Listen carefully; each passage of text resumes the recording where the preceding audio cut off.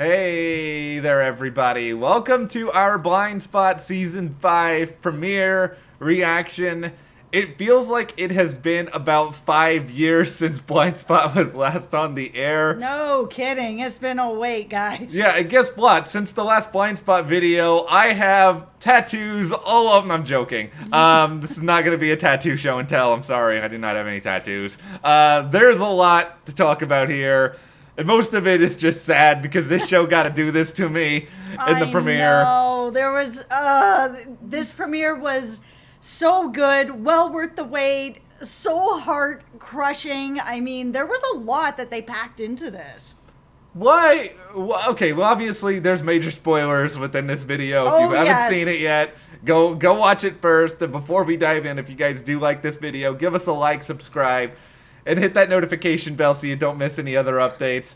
All right, 3, 2, 1. Why you gotta do Reed like that? I mean, come on. Okay, listen. So last season, when they had their finale, and Ice Cream was like, "Oh, by the way, there's these secret tunnels under here." I'm like, okay, so that's clearly gonna come into play. Yeah. Then we saw the cabin get blown up. And, of course, we were all like, yeah, of course, they're all in the secret tunnels. Everybody's going to be A-okay.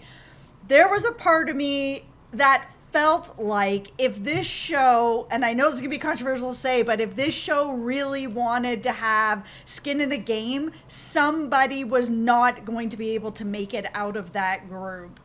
So them actually taking that risk and killing somebody in that group, I do have to commend the show for taking that risk, because people are going to be mad about it. I mean, I'm not happy to see Reed go. This really sucked. He did go out a hero. I mean, that's great and everything, but I'm going to miss Reed having him on the show. That sucks. Good for the show for taking a risk, but come on. This is the thing. When you kill off a character who people really like, we are very much entitled to speak out of both sides of our mouths for as long as possible. Yes. Because, like you, I understand it.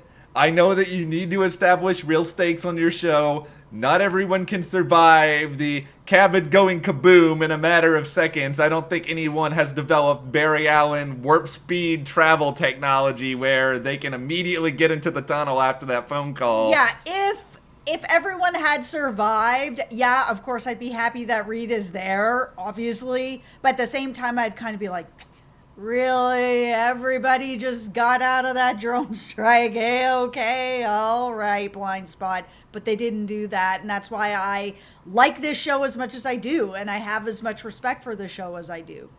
I'm still mad that he's gone. Like, nothing will change that, but I do understand why he's gone. But really, also, it kind of felt like it was sort of a process of elimination as to what they were going to do here, because they weren't killing Weller. I never envisioned for a second they were going to write out the male lead of the show at this point.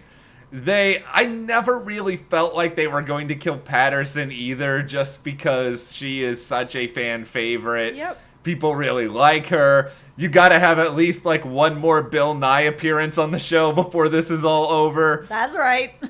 If you kill off Patterson here, you can't have Bill Nye unless he's just sort of at a funeral, and I don't want to see Bill Nye. Seeing Bill Nye sad would probably be extremely devastating to my childhood self, so I can't have that. Nobody wants to see that. No, so I thought it was either going to be Reed or Zapata, and one of them was going to go. Yeah, I mean, I will say this. At the very least, I was glad, and I'm sure a lot of you out there were too, to see them reconnect, have that moment together where not only have they forgiven each other, but they were getting back together. And I mean, it makes it extra sad that Reed is now not here, but it's better than him going out and they are still broken up, they hate each other, they're angry at each other. Nobody would want to see that. That would have been way worse. So at least having that moment, seeing them kiss, having all that back, that was really nice. Yeah, just like, remember like halfway through season 4, I had no way I did not know how they were gonna like get them in a position where they could be here again. No, absolutely not. Everything that happened in season 4, I thought that this was legit off the table, that we would never see this happen again. But having sort of that moment, and she's got her hand on his hand. I was like, oh, okay, maybe there is going to be a little bit of a reconciliation. I didn't necessarily expect it to go where it went, but just the same, I'm not going to complain by it. It's the romance of being off on the run together, where it's like, it's us against the world. That's right. We've got this spirit, and then of course Reed dies and then it's taken from us before. I felt it. I felt it when everybody got together, and I was like, 1, 2, 3. Where is Reed? Where is Reed? Why is he not here? Yeah. I was like, oh no. And then they said, oh, yeah, we're all here. And then it was like, okay, you may all be here among the living people, but Reed's still in my heart.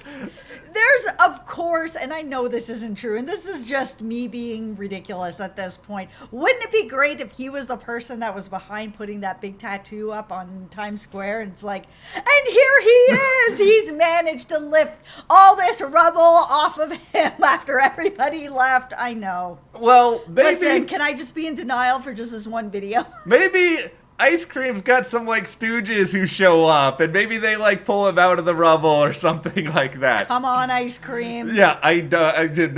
Make my ridiculous dream come true. This is the most faith I'll have had in ice cream since they released that red velvet flavor of Ben & Jerry's. Come on. I spent about 2 minutes before this video trying to come up with at least one good ice cream joke, and that's all I got. I'm sorry.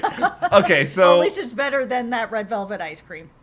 All right, so moving on, before we get into that debate, let's talk about the aftermath of all of this. I like the fact that this premiere at least has one character, in this case Zapata, who was sort of like, you know what? Let's just go. We got Rich.com back, which, by the way, what you also got to do Rich like this over the course of this? I also have to say that I loved that scene with Rich and Zapata near the end where she was like, you know what, if we're laying it all out, let me just let you know that I've known that you were there for a month. I was just like, what? And then he sits down beside her. I was like, this is so good. The writing is so good. The scene it broke me. It was so good. Here's where I'll have the Rich.com conversation, because there was a part of me in the earlier seasons when Rich was on the show, I would see him and I would think, okay, I really, really love this character, but I'm really worried if they ever made him a more permanent part of the show, that it would be too much of him, that maybe it would be better in smaller doses. But I'm so glad to be wrong, because I'm really liking what they're doing with Rich, even though I don't like him being tormented and tortured and all this other stuff for an extended period of time. Yeah, that was tough, and I'm sure it wasn't easy for Zapata to tell him that she knew he was there all that time. But I mean, seeing that he understands after everything that happened with Reed and everything that's happening inside of her, that maybe other people weren't the first thing on her mind, even though she knew, it's not the easiest thing to hear, but to see Rich put that aside to sit down and still be there with her was the moment.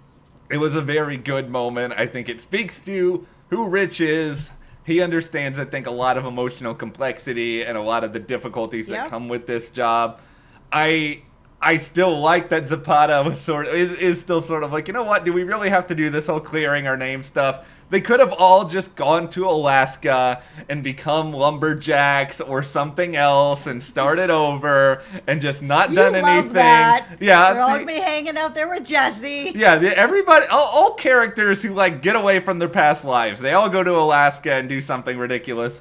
They could have done that, but I guess, no, that would not have been a particularly compelling final season. No, I mean, I'm pretty excited for the season, very curious to see how they will be able to clear their names. I mean, everything that's going on the, at the FBI and everything, it's not great. It's not great, and Madeline... She has so much power. Madeline, well, this is the thing about Madeline. She's a great villain, and the reason she's a great villain is I think she sucks. And if I think you suck, I think it's typically a good sign, because that means you're actually making me dislike you intensely. Yeah, she is such a great villain, and they've really layered her story so well, of us also sort of being able to watch this buildup of power all last season and now coming into this season. Where she started and where she is now is pretty big. It's also cool because, and I know this is something that they've spoken about in various interviews, that typically on a show like this, or any, superhero show or any sci-fi show, you introduce the big bad, and you see the big bad's journey throughout the season, and then they're defeated in the finale. Yep. This entire season is sort of like, what if the big bad actually won? And now you have to sort of figure out a way to unravel this and try to restore some sort of order to the world. Yeah. I don't know exactly how they're going to be able to resolve all this. They do have a little bit of mole action going on still within there to help them. It's not... Yeah, they do. I mean, it's a little bit of mole action, but there's not really a lot else that they're able to do. Now they've brought in all these mercenaries. It seems like Weiss is really under her thumb. He's signing things he knows he shouldn't be signing. It's tough. It is going to be... I think what it is I think people like Weiss, they need to see like a glimmer of hope. I think they need to see a little bit of something, because I think if you're in this situation, you're just getting like beaten down over, and the months have transpired here. And in that time, who knows what he's like. And I mean, I still obviously feel like he's sticking it out, and he's trying to find a way to be able to help them.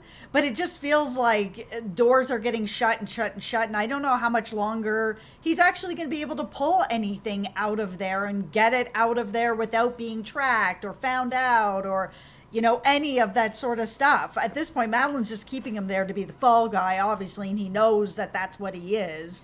But clearly there's that part of him that wants to be able to get something out of it, that if he's going to be the fall guy, he's also going to be a hero out of this, and he's going to find a way to help his team. Listen, we believe in you. We think that you can do this. You can help the team. You can be a hero. You can stop Madeline and whatever sort of now human research is going on based on the end of this episode, which was really a very great and gross way to end your season premiere, by the way. I recognized that actor. I couldn't put my finger on him. I saw him for just a second. He didn't say anything, but then I was just like, I think that's the guy from Santa Clarita Diet. Which guy, though? There's a lot. I don't even know. The guy, okay, for all you Santa Clarita Diet people out there. So remember when Joel was in the, insane asylum, and then that guy. Yeah. That guy. That actor is a total that guy, too. He is. He's in everything. And there was just a second that he turned. I'm like, oh, that guy. There really needs to be a top 10 list of the 10 best that guys in Hollywood. But, well, we can't wrap up this video without talking about how awesome it was to see Jane and Weller back together again. I mean, obviously it's been months for them. It's been a very long time for all of us seeing them back together again. So that was good too. How many times are Jane and Weller going to have to be apart over the course of their relationship? It feels like it is. You guys get a little bit of time together, then something terrible happens, or somebody gets their memory wiped, or somebody has to go somewhere else. The one thing I will say that I was quite surprised by is if they're all on the run and they're all hiding out, none of them have changed what they look like. They all look exactly the same, and I found that a little bit surprising. Of all the things I'm going to nitpick on the show, I was kind of like, Jane is so recognizable. Like, she can't really necessarily hide all her tattoos, but she's got a very distinct haircut and color. Like, she could do something with that. Yeah, Weller could and not just her. They all look exactly the same. Yeah, Weller could have gotten a new hairdo, maybe grown some sort of big old scruffy beard or something. Could have chopped her hair, could have dyed it red, who knows, right? Anything to just kind of change a little bit of what you look like. If you're really that much in the dark space where you're trying to not be noticed, that Weller and Jane can't even be together, I would think that there'd be a little bit of that. Well, this is the time to revisit our old friend, Mr. Network Executive Man, who I don't think has appeared on a video in a while. Let me bring him in. All right. Okay, I'm here. Okay, we're going to talk about people, viewers at home. They like how people look. We can't change how they look, because then they're not going to recognize them anymore. And yeah, because we're all that dumb. My goal is to insult the intelligence of every single viewer that I have. Like, that is really the thing. No, networks never want to change anyone's appearance. Like, remember when McGee got a goatee on NCIS and it took like a full month for people to like stop having reactions to it? Yeah, and I totally understand. I mean, Jane has a look, and it's a look that we've all come to know, come to get used to, that we really like. There's no other look that she could have that we'd also be like, oh man, that's also kind of stunning.